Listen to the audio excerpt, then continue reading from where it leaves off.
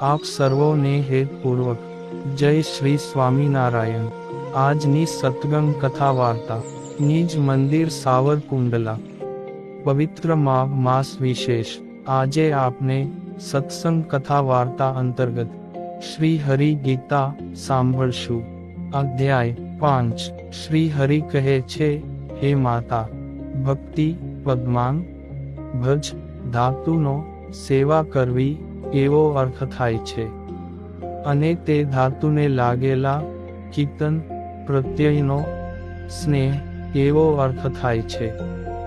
અર્થાત હે માતા, સ્નેહપૂર્વક ભગવાનની સેવા કરવી, તેને જ્ઞાની પુરુષોએ ભક્તિનું સ્વરૂપ કહ્યું છે।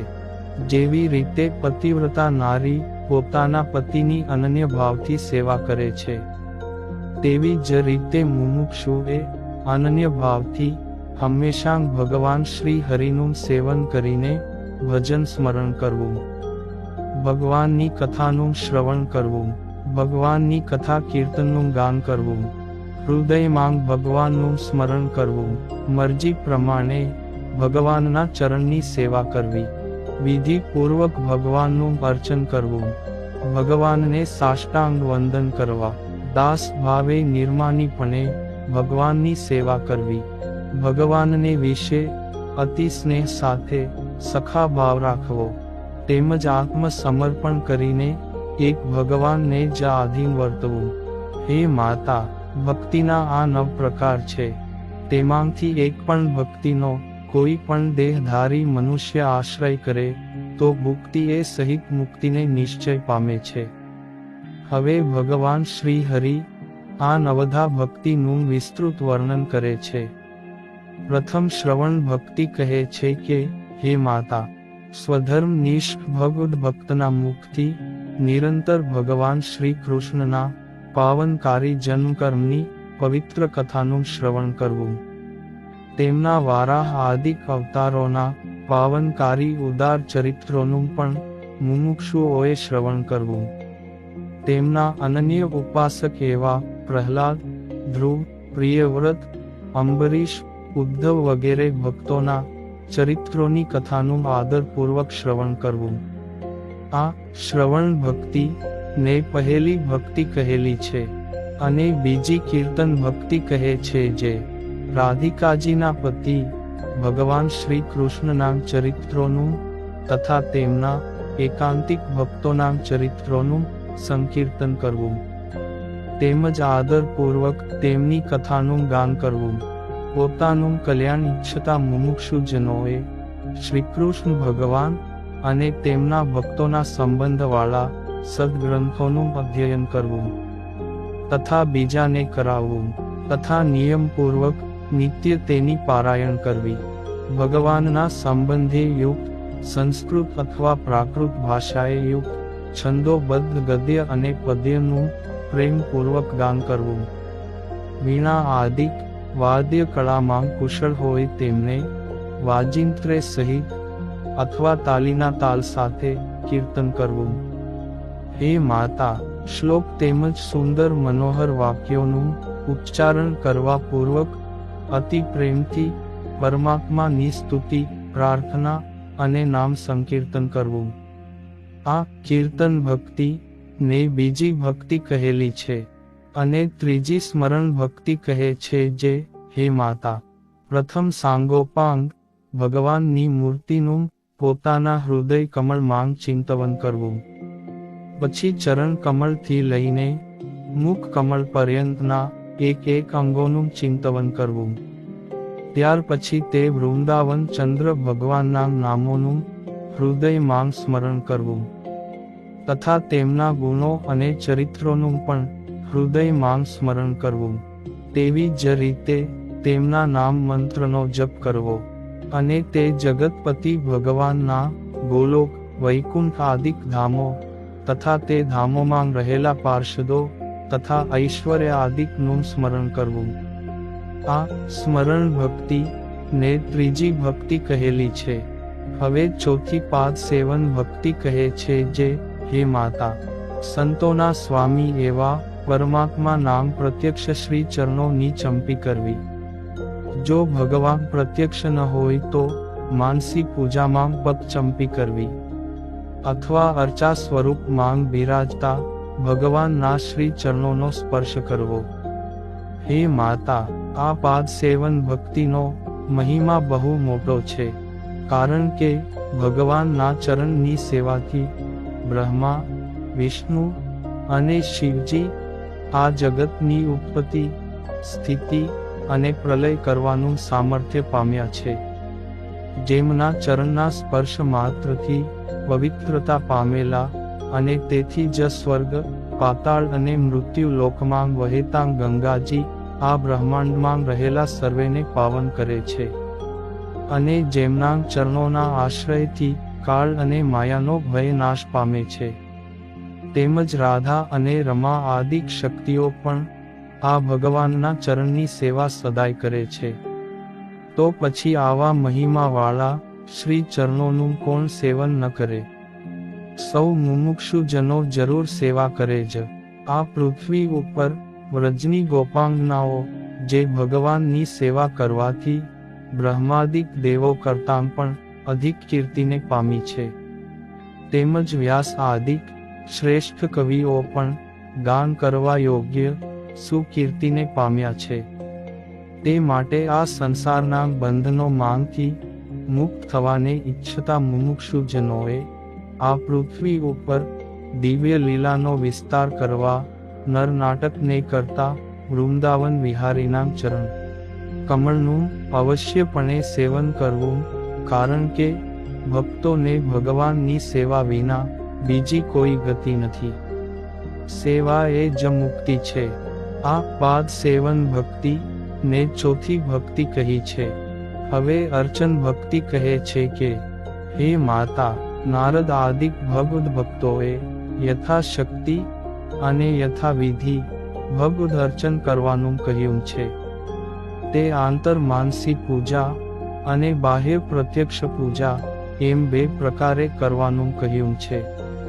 તેમાં એક આભ્યંતર અર્ચન શાસ્ત્રો અથવા સંતો દ્વારા જેવા ભગવાનને સાંભળ્યા હોય તેવા જ સ્વરૂપે પ્રત્યક્ષ પ્રતિમા રૂપ ભગવાનનું પોતાના હૃદયમાં ધ્યાન કરીને માનસિક સંકલ્પોથી ચિંતવન કરેલા ચંદન પુષ્પાદિક મહા ઉપચારોથી ભગવાનનું પૂજન કરવું.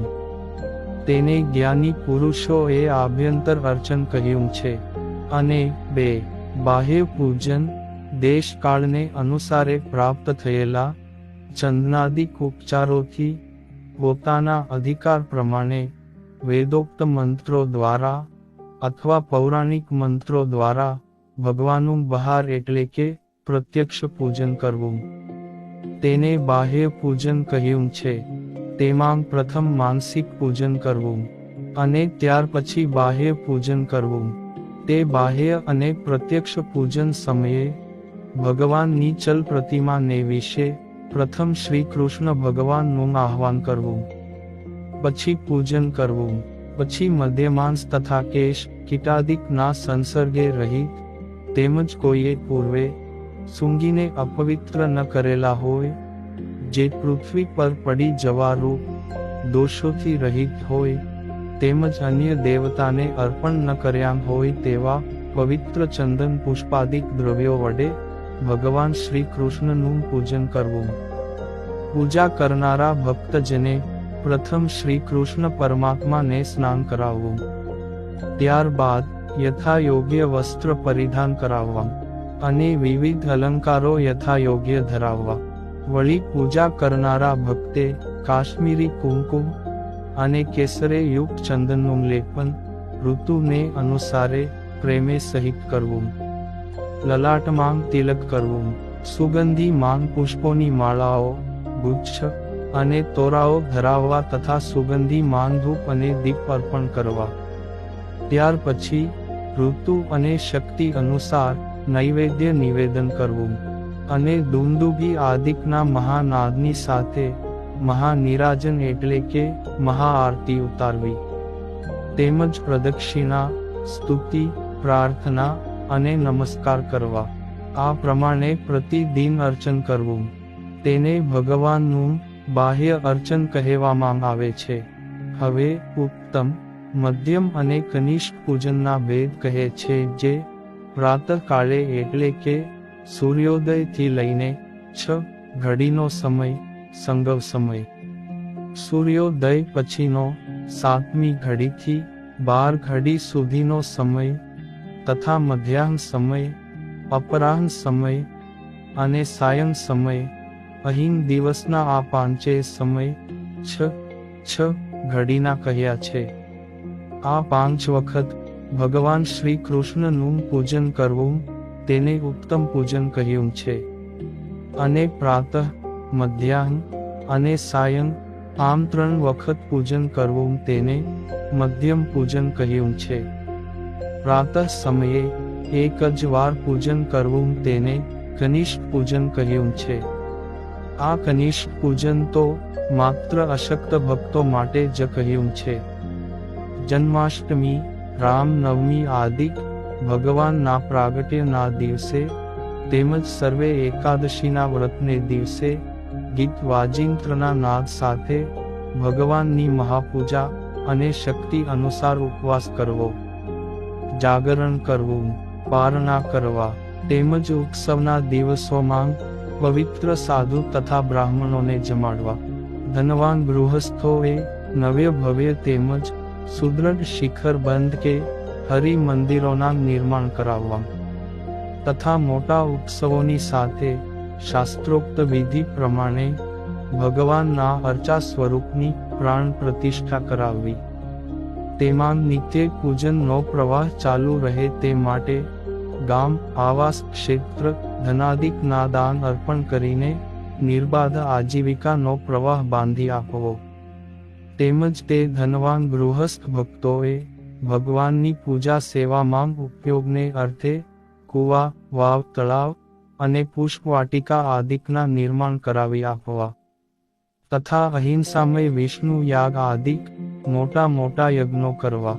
ભગવદ આશ્રિત બ્રાહ્મણો દ્વારા શ્રી કૃષ્ણ પરમાત્માના અષ્ટાક્ષર મંત્રોનું યથાવિધિ પુરશ્ચરણ કરાવવું તથા ભગવદ સંબંધી સદગ્રંથોની પારાયણ કરાવવી.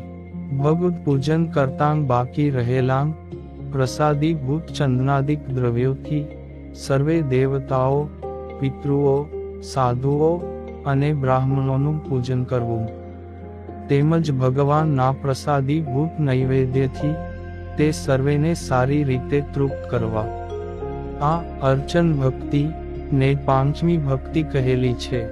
અને હવે વંદન ભક્તિ કહે છે, જે હે માતા, ભગવાનના ભક્ત પુરુષોએ ભગવાનને સાષ્ટાંગ વંદન કરવા, જ્યારે સ્ત્રી ભક્તોએ પંચાંગ પ્રણામ કરવા તથા અક્રૂરજીની પેઠે ભગવાન શ્રી કૃષ્ણના ચરણ કમળના સ્પર્શવાળી રજમાં આલોટવું, તે રજને પોતાના મસ્તકે ચડાવવી.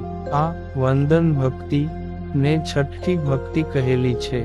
હવે દાસ્ય ભક્તિ કહે છે કે હે માતા, ભગવાનના ભક્તોએ અંતરથી અભિમાનનો દૂરથી જ ત્યાગ કરી ભગવાનના દાસ થઈને સદાય વર્તવું તથા સમયે સમયે દાસની જેમ નિર્માની થઈ અખંડ ભગવાનની સેવા પરાયણ થવું. ભગવાનને અર્થે જાતે જળ લાવવું, પુષ્પો લાવવા, તુલસીદળ લાવવા, ચંદન ઘસવું તેમજ પવિત્ર થઈને રસોઈ બનાવવી. ઋતુ અનુસાર વિરણના વીંજણાથી કે ચામરથી ભગવાનને પવન ઢોળવો, મંદિર વાળવું, લીંપવું તથા અન્ન, જળ, ફળ વગેરે પદાર્થોથી મંદિરે આવતા ભગવાનના ભક્તોની સ્નેહપૂર્વક યથા યોગ્ય સેવા કરવી. નિર્માની થઈ તેમને નમસ્કાર કરવા. આ દાસ્ય ભક્તિ ને 7મી ભક્તિ કહેલી છે. અને હવે પછીની કથા વાર્તા આપને આગળના ભાગમાં સાંભળશું. અત્યારે આપ સર્વોને ભાવથી જય શ્રી સ્વામિનારાયણ.